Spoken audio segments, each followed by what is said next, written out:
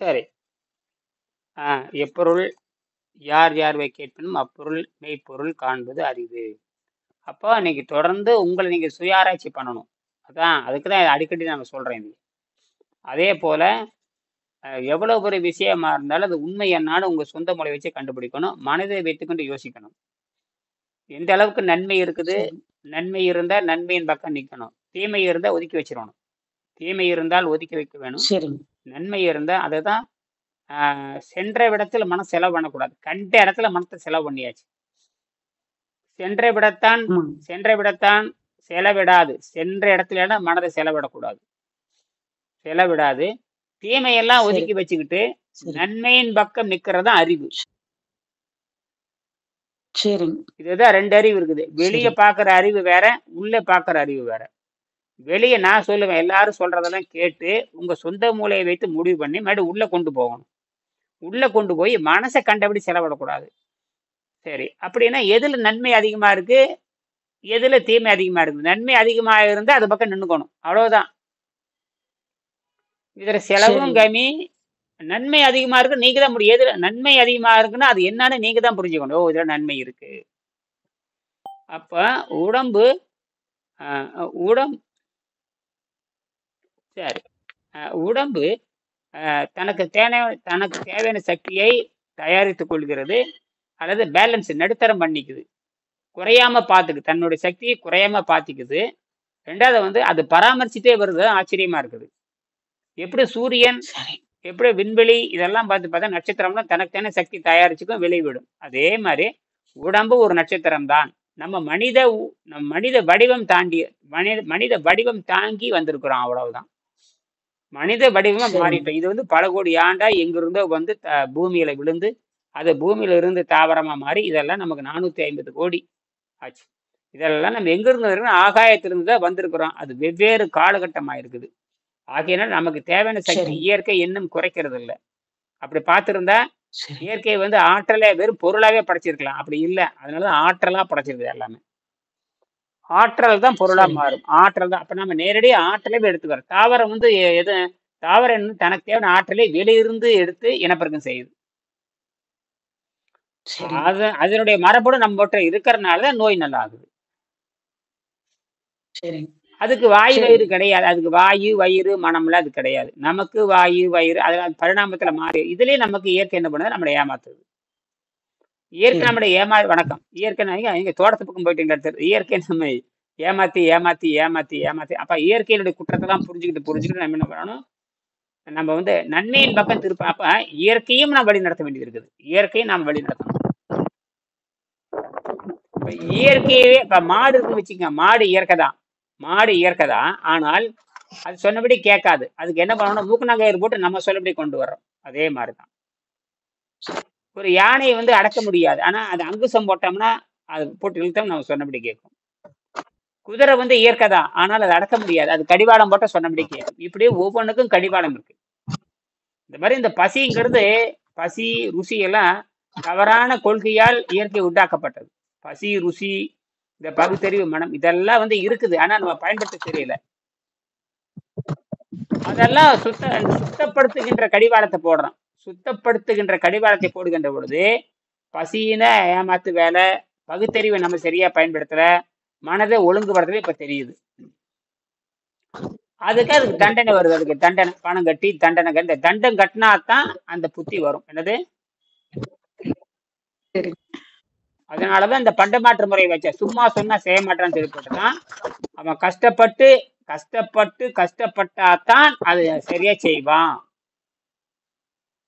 கஷ்டப்பட்டு மரமேறி பொறிச்சாதான் அதுக்கு என்ன வருத்தம் தெரியும். சும்மா கொடுத்து பாருங்க வருத்தம். அதனாலதான் கடுமையான விதிகள் நான் போடுறேன்.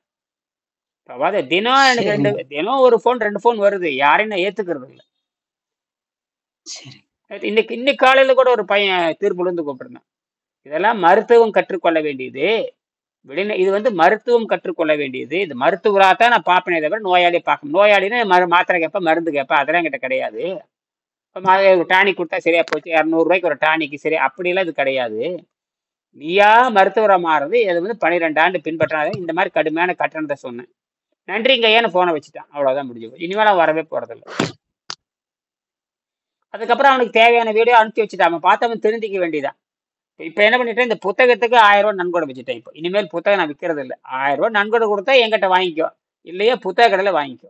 புத்தக கடையில வாங்கிட்டு தொலைஞ்சு நீ எதுவுமே தெரியாது. ஒரு புத்தக கடையில போய் புத்தகம் வாங்கிட்டீங்கன்னா ஒன்றும் தெரியாது. அவன்கிட்ட நீ கேள்வியே கேட்க முடியாது. அவங்ககிட்ட கேட்க முடியாது. என்கிட்ட 1000 ரூபாய் கொடுத்து வாங்கினீங்கன்னா ஏதோ 2 வார்த்தையாவது பேசுவேன். ஏதோ 2 வார்த்தையாவது பேசுவேன், இல்லாட்டா அதுவும் பேச மாட்டேன். இப்போ அந்த முடிவுக்கு நான் வந்துட்டேன். இனிமேல் 1000 ரூபாய் நன்கொடை கொடுத்து வாங்கிக்கோ. வாங்கிட்டீங்கன்னா ஒரு வீடியோ சும்மா அனுப்பிச்சு வைப்பேன், ஒரு 2 நிமிஷம் பேசுவேன், அதுக்கப்புறம் பேசவே மாட்டேன். 1000 ரூபாய் கொடுத்த நன்கொடைக்கு ஒரு தடவை ஃபோன் பண்ணி பேசுவேன், அதோட நிறுத்திடும். அப்போ கதறினாலும் வேலை நடக்கும். அதுக்கப்புறம் நீ மருத்துவரை சேரணும், அந்த யோகிதை இருக்குதான்னு சொல்லிடுவேன். அதையும் சொல்லிடுவேன். யோகிதை இருந்தா மட்டும் வா, நேரில் வரையன்னு கேட்டிருந்தாங்க ஒருத்தர். நேர்லையாவது ஊர்லையாவது, அதெல்லாம் கிடையாதுன்ட்டு நான். அதெல்லாம் வரக்கூடாது. அதுக்கு தான் அறிவியல் வந்துடுச்சு. அறிவியல் வந்துடுச்சு, நேரடியாக பேசிக்கலாம், நேரடியாக பேசிக்கலாம். அப்படி கருத்து இருந்தாவா, அல்லது எங்கிட்ட மருத்துவர் மாணவராக சேரணும், இந்த தகுதி, இந்த பணத்தகுதி, நன்கொடை தகுதி இருந்தால் மட்டும் வா, சும்மா வந்துடாத அப்படின்னு வாயில பேசி மெசேஜ் போட்டு விட்டேன். சரிங்க ஐயா, ரொம்ப நன்றிங்க ஐயா அப்படின்னு வச்சுட்டேன். இனி அவன் வர முடியாது. நேற்று ஒரு ஆள் தான், முந்தான மொத்தம் 3 பேத்துக்கு நான் ஆப்பு வச்சாச்சு வராதே அப்படின்னு. ஏன்னா நம்ம சொல்ற விதிகளை முதலே சொல்லிடணும். ஏன்னா இது வந்து சாதாரண விஷயம் அல்ல. இப்பதான் அந்த இவர்கிட்ட பேசினேன், யார்கிட்ட, இப்போ கம்பம் திருமாட்டு இப்பதான் பேசினேன். அவர்கிட்ட கிட்டத்தட்ட 20-25 நிமிஷம் பேசியிருக்கேன். இப்ப அவர் என்ன பண்ண, அவரே உணர்ந்துட்டார். ஆமா, தூய தண்ணியில இருந்தால்தான் அந்த மூளைக்கு, கண்ணுக்கு தெரியாத அணு வந்து உள்ள மாத்திடுச்சு. அந்த மூளை வந்து தண்ணியில மேந்துட்டே இருக்கும். மூளைக்குள்ள தண்ணி அப்படியே, அந்த சுத்தமான தண்ணியில தான் அந்த மூளை மேந்துட்டே இருக்கும். அதுக்கு பேரு தமிழ்ல மூளை நீர்னு பேரு. எப்படி வயிற்றுக்குள்ள குழந்தை உண்டாகிறப்ப தண்ணியில மிதக்குது இல்லையா, அந்த பனிக்குடா நீருங்கிற மாதிரி அதுக்கு பேரு மூளை நீர்னு பேரு. அந்த மூளை நீர் கெட்டு போனா அவ்வளவுதான். அந்த மூளை நீர் அவர் கெட்டு போச்சு. அதுக்குள்ள எந்த வைத்தியம் பண்ண முடியாது. அந்த தண்ணியை மாற்றவும் முடியாது. இந்த மூளை இருக்கிற தண்ணி நீங்க மாற்றவும் முடியாது. ஏன்னா அந்த உடம்பு தானாவே தயார் பண்ணிக்கிட்டே இருக்கு. அந்த மூளை வந்து ஒரு நாளைக்கு 200 மில்லி என்னமோ தயார் பண்ணிக்கிட்டே இருக்கும். அப்ப சுத்த ரத்தத்திலிருந்து அதை எடுத்துக்கும், வெளியிருந்து எடுத்துக்கும். சுத்த ரத்தத்திலிருந்து எடுத்து, அசுத்த ரத்தத்திலிருந்து எடுக்கிறப்ப அந்த விஷத்தையும் சேர்த்து உள்ள வச்சுக்கிட்டோன்னா நல்லாக்கிற மாதிரி உடம்புல நல்லா இருக்கும். அந்த மூளையை மட்டும் நல்லது பண்ணாது. அந்த பனிஷ்மெண்ட் பயங்கரமா தொடரும். மூளையில நல்லா இருக்கும், இந்த உடம்பு நல்லா இருக்கும், மற்ற எல்லாம் நல்லா இருக்கும். ரத்தத்தை செக் பண்ண சுத்தம் சொல்லிடுவான், ஒண்ணுமே இல்லைன்றுவான். ஆனால் அந்த கடுகளவு இருக்கிற கண்ணுக்கு தெரியாத அந்த விஷம் உள்ள உட்காந்துட்டு ஒரு படாது பாடுபடுத்துது. நேரம் பேசினார். இன்னைக்கு தான் கொஞ்சம் தூங்குனேங்கிறார். அப்ப எனக்கு புரியுது. காலையில அப்படியே இந்த 2 மணிக்கு பேசும்போது பேசணுமே இல்லையா, அதாவது மனதளவில் நீங்க மேன்மை அடைவீங்க, உடலளவும் மேன்மை அடைவீங்க, அது பக்கம் சொந்த ஆராய்ச்சி பண்ணுவீங்க அப்படின்னு சொன்னமே இல்லையா. அத சொன்ன. ஆமாம், நானும் அப்படித்தான். இந்த நீர், சுத்த நீர் சாப்பிட்டா, நீங்க சொல்றீங்க கருப்பட்டி நீர் சாப்பிட்டாலும் பிரயோஜனம் இல்லை, எலுமிச்சை நீர் சாப்பிட்டாலும் பிரயோஜனம் இல்லை, சுத்த நீர்ல தான் சுத்தமாகுன்னு எனக்கு இன்னைக்கு தான் புரியுதுங்கிறார். இது வந்து இன்னைக்கு தான் புரியுதுங்கிறார். அப்ப புரியுதா, சொந்த ஆராய்ச்சி வேலை செய்தா. ஆமாம், அப்ப நான் இந்த 3 நாளா தூய தண்ணி சாப்பிட்றதுனாலதான் இன்னைக்கு அது குறையுது அப்படிங்கிறார். சரி, எவ்வளவு கஷ்டப்படுறாரு பாருங்க. நான் புரிஞ்சுக்கிட்டேன். எனக்கு உடம்பு நல்லா இருக்கு, உடம்பு நல்லா இருக்குது. இந்த மனசுல இப்ப நான் தான் தூய நீரில் இருந்தால் மட்டும்தான் இந்த அழுத்தம் குறையுதுன்னு இப்பதான் நான் புரிஞ்சுக்கிட்டேன். நீங்க ஏற்கனவே எங்கிட்ட சொல்றீங்க. ஆனால் நான் அது மீறி மீறி சுக்கு கசாயம் போட்டு குடிக்கிறது, எலுமிச்சை ரசம் போட்டு குடிக்கிறது, சோப்பை தீங்கிறது, இதெல்லாம் உடம்பு நல்லாயிருச்சே தவிர இந்த மூளைக்குள் ஏற்பட்ட அந்த பிரச்சனை குறையாம என் மனதை போட்டு பாதிக்குது. இந்த 3 நாள் சுத்த நீர் இருக்கிறதுனால எனக்கு பிரச்சனை குறையுது. இப்ப எனக்கு தூக்கம் வர்ற மாதிரி இருக்குது. புரியுதான்னு கேட்டா, அப்ப உடம்பு தானா. இனிமேலாவது புரிஞ்சுக்குங்க. பெருங்குடலை, பெருங்குடல் நான் சொன்னேன், உணவு பாதை வேற, இறப்பை வேற, பெருங்குடல் வேற. பெருங்குடல் என்பது இப்ப என்ன சொல்றாங்க விஞ்ஞானிகள், இப்ப இருக்கிற விஞ்ஞானம் என்ன சொல்றாங்க கேட்டீங்கன்னா, குறிப்பாக வந்து பல்கலைக்கழக, அமெரிக்காவில் இருக்கிற பல்கலைக்கழக விஞ்ஞானிகள் என்ன சொல்றாங்கன்னா, மூளை என்பது முதன்மை, பெருங்குடல் இரண்டாவது மூளை. முதல் மூளை வந்து மண்டைக்குள்ள இருக்கிற மூளை. 2வது மூளை என்பது நம் வயிற்றுக்குள்ள இருக்கிற பெருங்குடல்ங்கிறான். ஏன்னா மூளையில் இருக்கிற நரம்பு அணுக்கள், நரம்பு துகள்கள் இறப்பில குறிப்பா பெருங்குடல்ல எக்கச்சக்கமா இருக்கு. இந்த பெருங்குடல்ல இருக்கிற மூளை தான் உலகத்தில், இந்த உடம்புல 2வது மூளை. அது கெட்டு போச்சுன்னா எல்லாம் முடிஞ்சு போச்சுங்கிறான். அது ஏன் கெடுதுன்னு கேட்டீங்கன்னா, அது சாராயத்தன்மையும் அமிலத்தன்மையும் ருசியும் போடுறதுனால அந்த பெருங்குடல், அந்த அணுக்கள் சிதைக்கப்பட்டு தவறான தகவலை கொடுத்து நம்மளை வந்து என்ன பண்ணுது, எல்லா உறுப்புலையும் கடை வச்சிருது. அவனுக்கு கண்டுபிடிச்சிட்டானுங்க. எப்படி சுத்தப்படுத்துவீங்க? இதை ஏற்கனவே சித்தர்கள் கண்டுபிடிச்சிட்டாங்க. ஏற்கனவே இந்த வைத்தியம் பண்ணணும். ஏற்கனவே இடையில நடைமுறையில் இருந்த வைத்தியம் தான் இப்ப நம்ம கொண்டு வர. சரிங்களா?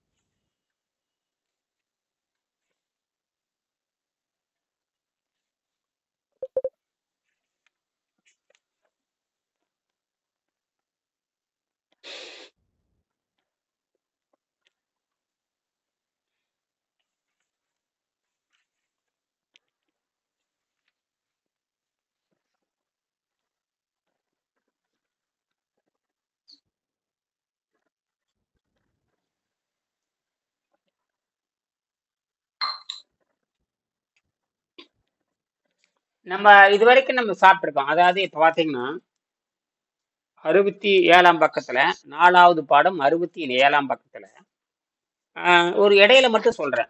இடையில மட்டும் கொஞ்சம் சில விஷயங்களை சொல்றேன். இதை தொடர்ந்து நீங்க அது தேவையான மறுபடியும் படிச்சு பார்த்துருங்க.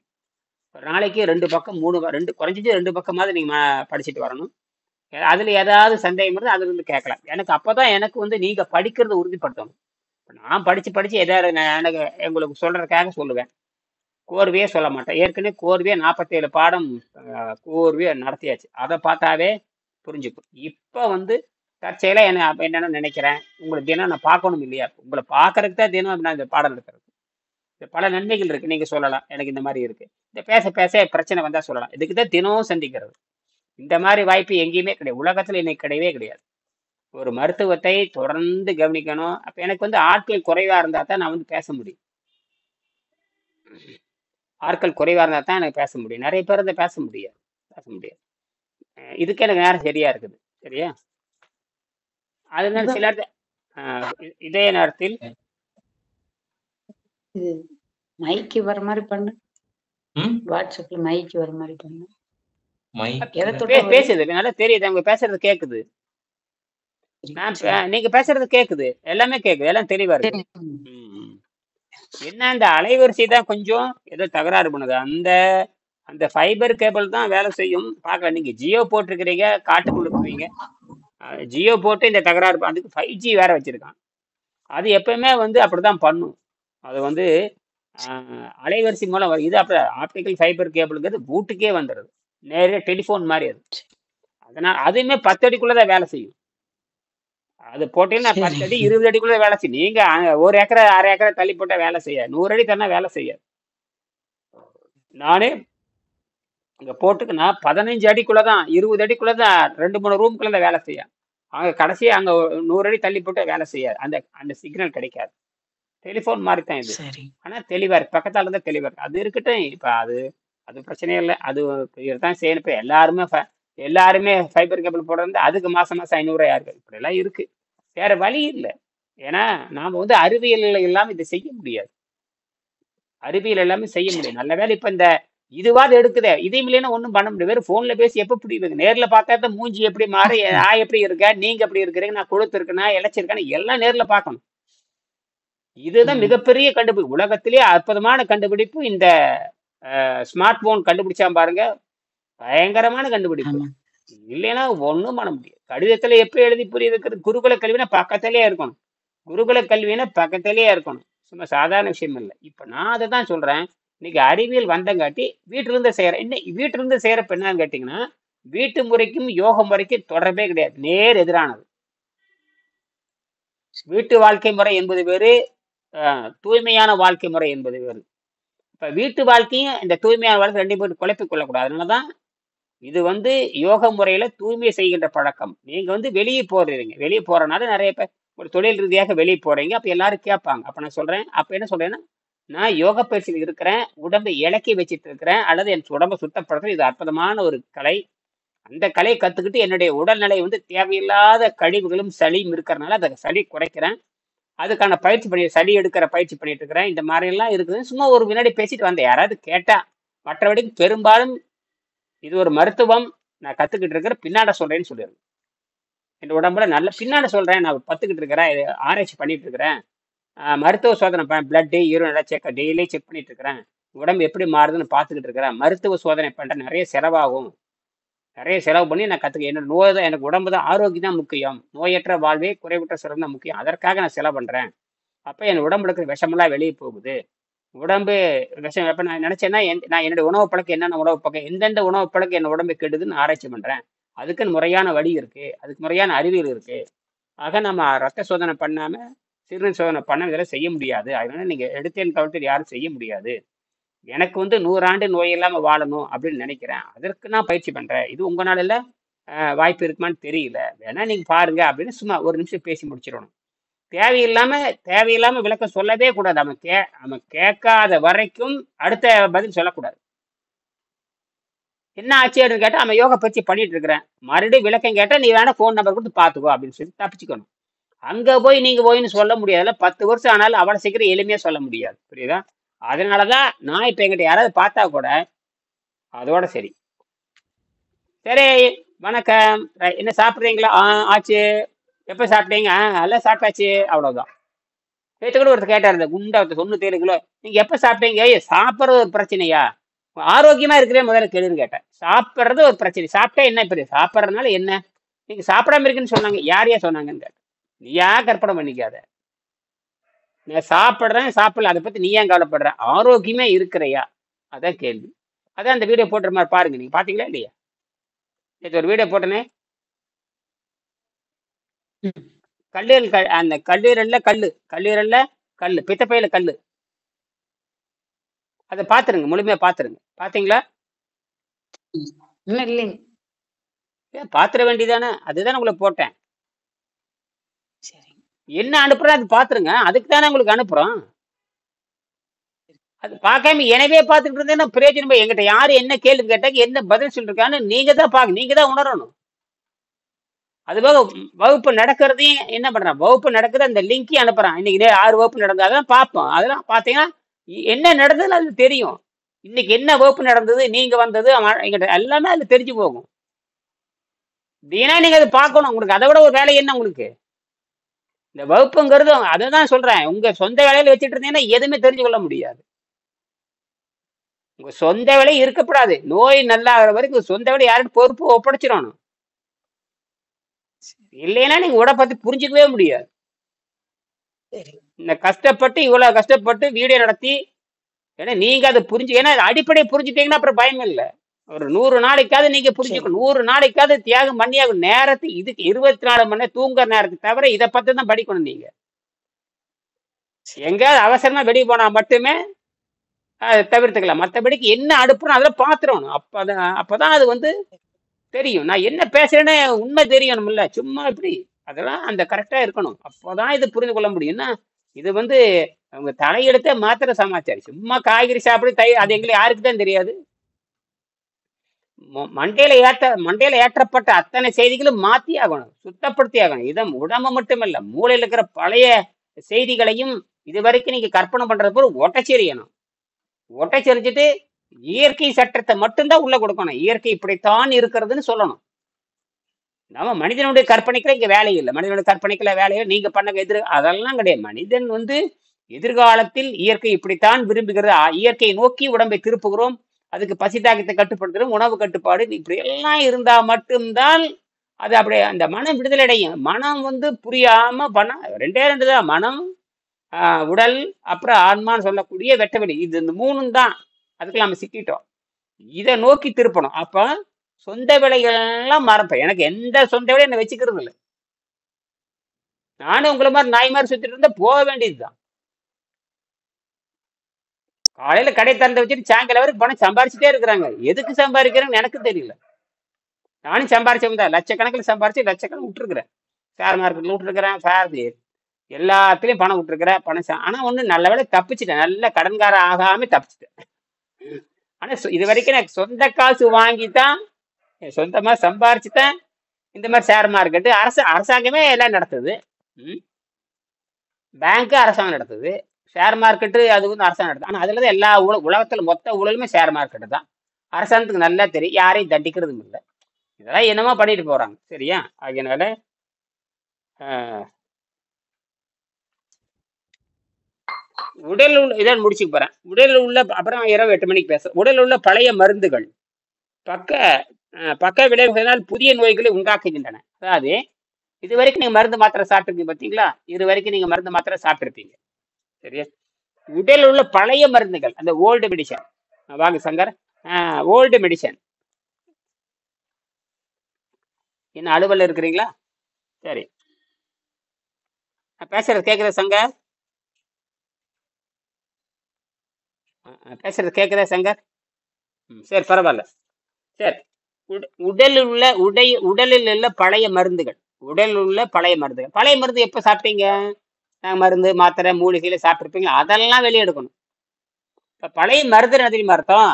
உணவும் விஷமா, உணவும் மருந்தா மாறிடும். நம்ம சாப்பிட்ற உணவு இருக்குல்ல, அதுவே முதல்ல விஷம். அதுக்கப்புறம் அதை கட்டுப்படுத்துறதுக்கு மாத்திரை, அப்புறம் அதை கட்டுப்படுத்துறதுக்கு மருந்து. இப்படி எல்லாமே மருந்துலே நீங்க வாழ்ந்துருக்கிறீங்க. இதுல மருந்துலயே அந்த மருந்தை எடுக்கிறது எப்போ? அதுதான் இங்க பிரச்சனை. உடலில் உள்ள பழைய மருந்துகளை பக்க விளைவுகளால் புதிய பழைய மருந்துகள் ஏற்கனவே உள்ள இருக்கு பாத்தீங்களா, அது புது புதுமை உண்டாக்கும். அதை எடுக்கணும் முதல்ல. இப்ப ஒரே நேரத்துல எடுக்கணும், அதுதான் பெரிய பிரச்சனை. ஒரே நேரத்துல எடுக்கணும். அங்கதான் இவன் என்ன பண்ணுவான்? கணையம் கெட்டு போச்சா அதுக்கு மட்டும் வைத்தியம், நுரையீரல் கெட்டு போனா அதுக்கு மட்டும் வைத்தியம். இப்படி பண்றதுனாலதான் எல்லாம் கெட்டு. இப்ப அப்படி இல்லை. ஒரே நேரத்தில் அந்த 12 அடுக்கள் இருக்கிற அந்த 60-70 என்னென்ன உறுப்புகள் சொல்றோம் அத்தனை உறுப்பும் சுத்தமாகணும் ஒரே நேரத்துல. கெட்டு போனா ஒரே நேரத்துல கெட்டு போகும், சுத்தமான ஒரே நேரத்துல சுத்தமாகறதுனாலதான் உங்களுக்கு உடனே அந்த என்ன ஆகுதுன்னா அந்த விடுதலை கிடைக்குது. இப்ப 4வது நாள் விடுதலை, 5வது, இப்படியே ஒவ்வொரு நாளும் இம்ப்ரூவ்மெண்ட் வருமே தவிர கீழ்நிலை நோக்கி போகாது. ஒவ்வொரு நாளும் முன்னேற்றம் வந்துகிட்டே இருக்கும். அந்த கழிவு வெளியே போக. இன்னைக்கு என்ன பண்ண போறீங்க? மணி இப்ப 4:30 ஆச்சு. இப்ப 4:35 முடிச்சுக்கலாம். இன்னைக்கு என்ன? இன்னைக்கு வந்து முறிஞ்சதுன்னா இன்னைக்கு எது உங்களுக்கு வசதியா இருக்குது? முருங்காய் என்ன காய் வச்சுக்க போறீங்க? இன்னைக்கு என்ன பண்ணலாம்? இருக்குங்க, காளான் இருக்குங்க. காளான் சுத்தமான காளான். Right right right. காளான் இருந்தா காளான் பண்ணுங்க. கரெக்டா. நல்லா ஒரு குறைஞ்சபட்சம் ஒரு 300 கிராம் 350 கிராம் காளானாவது இருக்கணும். வெங்காயம் கொஞ்சம் இருக்கணும். சரி சரி, வெங்காயம் போட்டுக்கோங்க. சரி சரி, வெங்காயம் போட்டு வணக்கி, எவ்வளவு காளான் போடுறீங்க அந்த அளவுக்கு கடலைப்பருப்பு போட்டு சரி வெங்காயம் போட்டு கொஞ்சம் அவுள் போட்டு வணக்கி உப்பு காரம் கொஞ்சம் குறைவா போட்டு சாப்பிட்டீங்கன்னா அந்த காலையில வந்து முடிஞ்ச அளவுக்கு அந்த காளான் வெங்காயம் அடிச்சுட்டு வெளியே வந்துடணும். காளானும் வெங்காயம் எல்லாம் அடிச்சுட்டு வெளியே வரணும். அது உறுதிப்படுத்தணும்.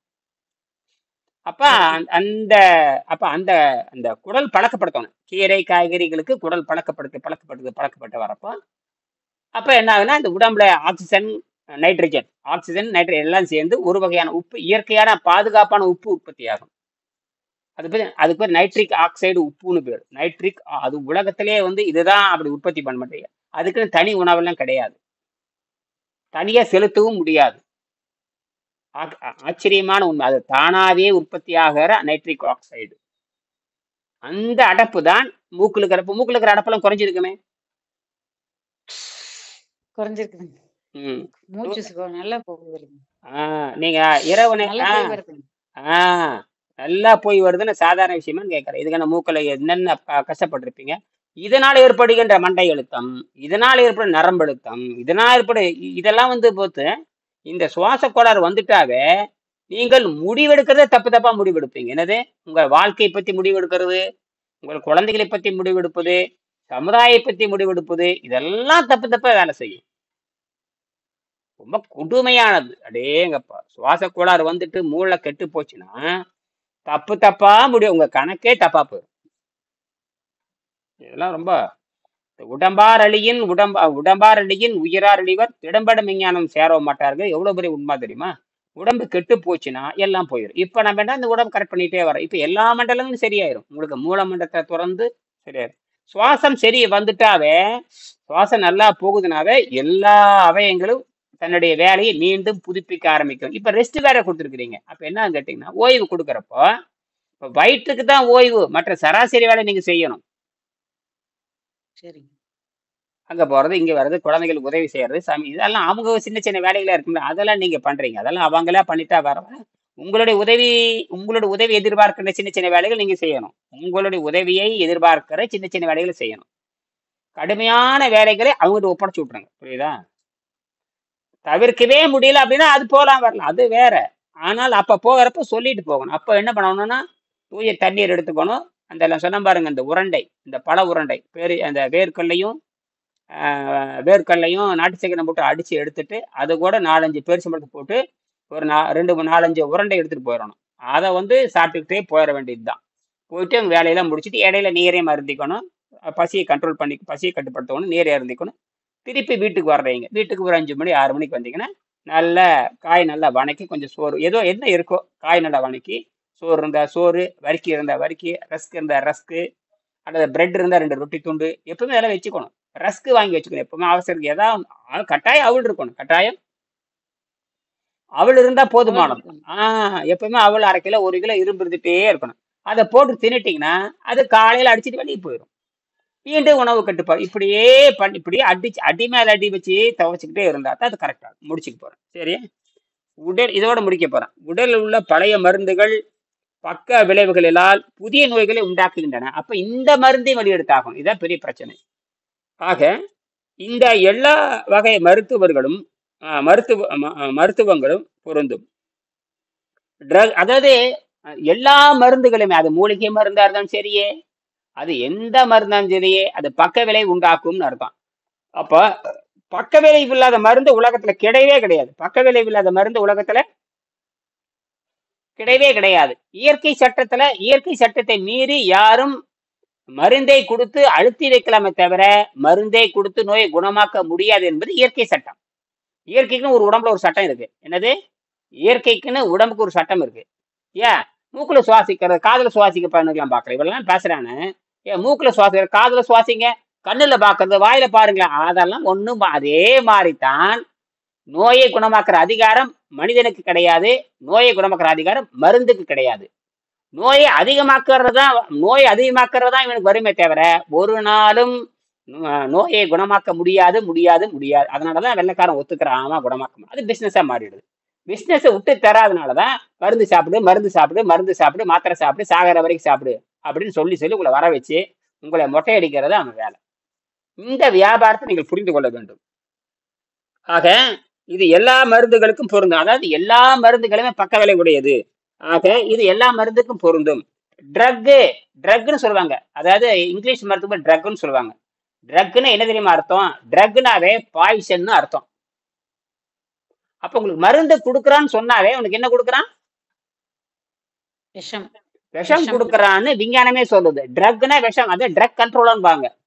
ட்ரக் கண்ட்ரோலர் அப்படிம்பாங்க. ட்ரக் கண்ட்ரோலர்னா விஷத்தை கட்டுப்படுத்துகின்றவன் அர்த்தம். இவ்வளவு விஷம் தான் இருக்கணும், இந்த உடம்புக்கு இவ்வளவு விஷம் கொடுக்கணும். அப்ப யாரு? அந்த ட்ரக்கை படித்தவன் தான் அவன் எழுதி கொடுக்கணும். இன்னைக்கு அப்படி இல்லை. மாத்திரை கடைக்கு போனீங்கன்னா எந்த ட்ரக் வேணா வாங்கிட்டு வந்துடலாம். மாத்திரை கடை மெடிக்கல் ஷாப் போனா எதை வேணாலும் கொடுத்துருவான் அவன். யாரும் கட்டுப்படுத்த முடியாது. புரியுதுங்களா? சரி, முடிச்சுக்கிறேன். ஆக ஆங்கில வார்த்தைக்கு நேரடி பொருள் விஷம் என்பதாகும். உடலில் உள்ள ஒரு மருந்தை மற்றொரு மருந்தால் வெளியே எடுக்க முடியாது. இப்ப பாருங்க, உடலில் இல்ல, நேற்று கூட ஐயா பேசினாரு, சங்கர் பேசினாரு இல்லையா?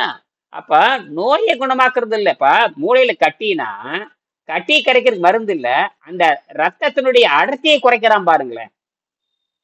சரி, ரத்தத்தை அடர்த்தி குறைச்சு என்ன தெரியுமா? கைகால் நடுக்க வந்துடும். கைகால் பிரஷர் குறைஞ்சிடும்.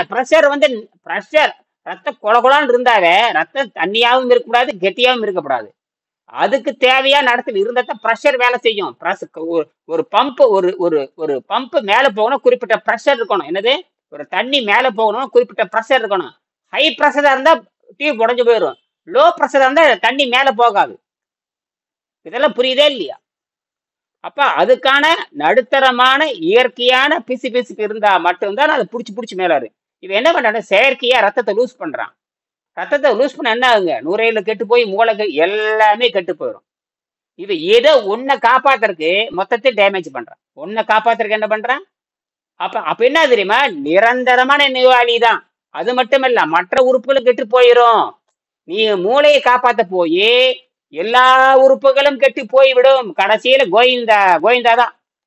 ஏன்னா அவன் சட்டப்படி எழுதி வாங்கிடுறான். அவன் நீ கையெழுத்து போட்டுற, என்னைக்கு நீ கையெழுத்து போட்டுட்டாவ மவனை நீ வந்து எவங்கிட்ட தீர்ப்பு கொடுத்த மாதிரிதான். அந்த புட்டி பேர் அப்படியே பாசக்கயிறு போட்டு இருக்கிட்டே இருப்பான்.